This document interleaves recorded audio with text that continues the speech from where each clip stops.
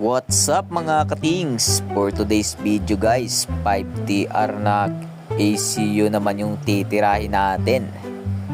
Huwag na nating patagalin pa guys. Let's go!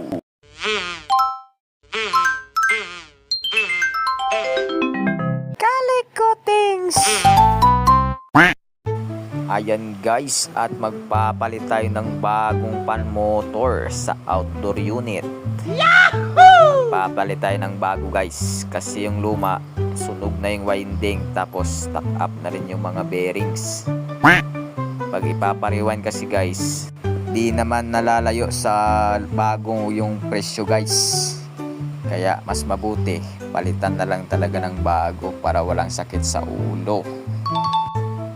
Ayan, at hinihigpitan ko na yung mga bolts guys. Ayan, pass forward tayo guys. At dito, kinakabit ko na yung pan blade guys.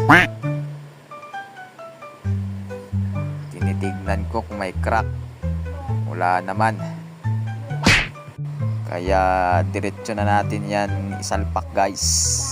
A few inches later. Proceed na tayo sa leak test mga guys. Wala kasing lamang refrigerant yan. Galing kasi yung outdoor nito guys sa ibang unit na binaklas lang, tapos nilipat dito. Kasi yung dating outdoor nito guys, sira na yung compressor, tapos bulok na rin yung condenser. Kaya pinalitan na ng buo, kasi okay pa naman to at tatagal pa. At para mapagana rin, kasi sayang, maganda pa kasi yung indoor unit nito guys. 6.5 hours later. Fast forward na guys, at dito nagkakarga na tayo. Tapos na tayong mag-vacuum guys, hindi na namin na-videoan kasi busy kasi yung cameraman ko kanina. At bumaba siya, walang taga-video guys. Andoon kasi guys yung unit sa pinakatuyong-tuyong, kaya mahirap abutin, masyadong mataas guys.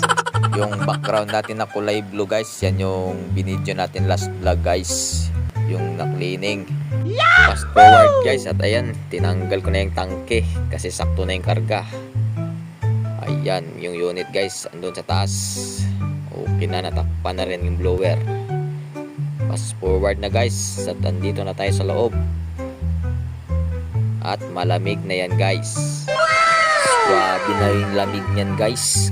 Quality yung pagkakagawa natin. Nakatipid na naman sila guys.